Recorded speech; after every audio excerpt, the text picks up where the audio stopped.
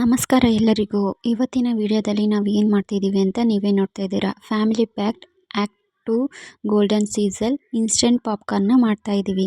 ಇದಕ್ಕೆ ಒಂದು ದಪ್ಪ ತಳವಾದ ಒಂದು ಕುಕ್ಕರ್ನ ತಗೊಂಡು ಗ್ಯಾಸ್ ಆನ್ ಮಾಡಿಕೊಂಡು ಅದನ್ನು ಸ್ವಲ್ಪ ಹೊತ್ತು ಒಂದು 2 ಮಿನಿಟ್ಸ್ ಕಾಯಿಸ್ಕೋಬೇಕಾಗತ್ತೆ. ಅದು ಸ್ವಲ್ಪ ಕಾದ್ಮೇಲೆ ಈಗ ನಾವು ಕಾದಿದೆಯಾ ಇಲ್ವಾ ಅಂತ ಸ್ವಲ್ಪ ಚೆಕ್ ಮಾಡ್ಕೋಬೇಕಾಗುತ್ತೆ. ಡೈರೆಕ್ಟಾಗಿ ಹಾಕೋದ್ರಿಂದ ಪಾಪ್ಕಾರ್ನ್ ಚೆನ್ನಾಗಿ ಬರಲ್ಲ, ಹಾಗಾಗಿ ಸ್ವಲ್ಪ ಕಾಯಿಸ್ಕೋಬೇಕಾಗತ್ತೆ.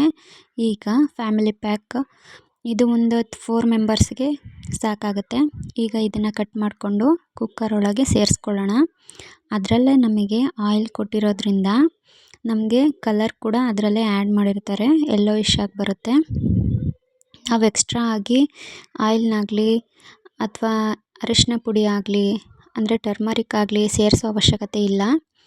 ಅದರಲ್ಲಿ ಎಲ್ಲನೂ ಕೊಟ್ಟಿರ್ತಾರೆ. ಉಪ್ಪನ್ನು ಮಾತ್ರ ಸ್ವಲ್ಪ ಸೇರಿಸ್ಕೋಬೇಕಾಗತ್ತೆ. ಯಾಕೆ ಅಂದರೆ ನಾನು ಒಂದು ಸತಿ ಟ್ರೈ ಮಾಡಿ ನೋಡಿದ್ದೆ, ಅದರಲ್ಲಿ ಉಪ್ಪು ಸ್ವಲ್ಪ ಕಮ್ಮಿ ಇತ್ತು. ಹಾಗಾಗಿ ಉಪ್ಪನ್ನು ನಿಮಗೆ ಇಷ್ಟ ಆದರೆ ಸೇರಿಸ್ಕೋಬೇಕಾಗತ್ತೆ.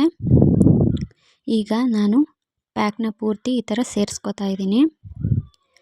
ಅದರಲ್ಲಿ ಆಯಿಲ್ ಇರುತ್ತಲ್ಲ, ಅದು ತುಂಬ ಇಂಪಾರ್ಟೆಂಟು. ಆಯಿಲ್ನ ಪೂರ್ತಿ ಕುಕ್ಕರಲ್ಲಿ ಬೀಳೋ ಥರ ನೀಟಾಗಿ ಎಲ್ಲ ಪ್ರೆಸ್ ಮಾಡಿಕೊಂಡು ಆಯಿಲ್ನೆಲ್ಲ ಅದರಲ್ಲಿ ಹಾಕ್ಕೊಳ್ಳಿ. ಕುಕ್ಕರ್ನ ಯಾವಾಗಲೂ ಸಿಮ್ಮಲ್ಲಿ ಇಟ್ಟಿರಬೇಕು, ಅಂದರೆ ಲೋ ಫ್ಲೇಮಲ್ಲಿ ಇಟ್ಟಿರಬೇಕು. ಹೈ ಫ್ಲೇಮಲ್ಲಿ ಇಟ್ಟರೆ ಬ್ಲ್ಯಾಕ್ ಆಗೋ ಚಾನ್ಸಸ್ ಇರುತ್ತೆ ಪಾಪ್ಕಾರ್ನ್ ಎಲ್ಲ. ಹಾಗಾಗಿ ಯಾವಾಗಲೂ ಲೋ ಫ್ಲೇಮಲ್ಲಿ ಇಟ್ಕೊಂಡಿರಬೇಕು.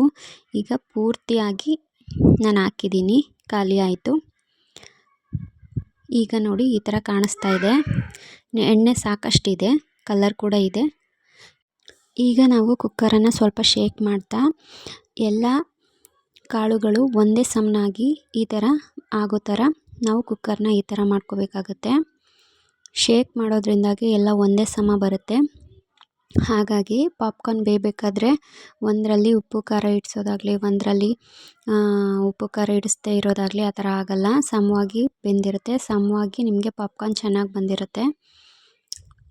ಈಗ ಕಾದಿದೆ ನೋಡಿ, ಪಾಪ್ಕಾರ್ನ್ ಆಲ್ರೆಡಿ ಆಗ್ತಿದೆ. ಇವಾಗ ಪಟ್ಟಂತ ಕುಕ್ಕರ್ ಮುಚ್ಚಿಬಿಡೋಣ, ಅಂದರೆ ವಿಷಲ್ ತೆಗೆದುಬಿಟ್ಟು ಕುಕ್ಕರ್ ಲಿಡ್ನ ಮುಚ್ಚಬೇಕಾಗತ್ತೆ. ಇದನ್ನು ಉಲ್ಟಾ ಕೂಡ ಮುಚ್ಬೋದು, ನಾನು ಉಲ್ಟಾ ಮುಚ್ತಾ ಇಲ್ಲ.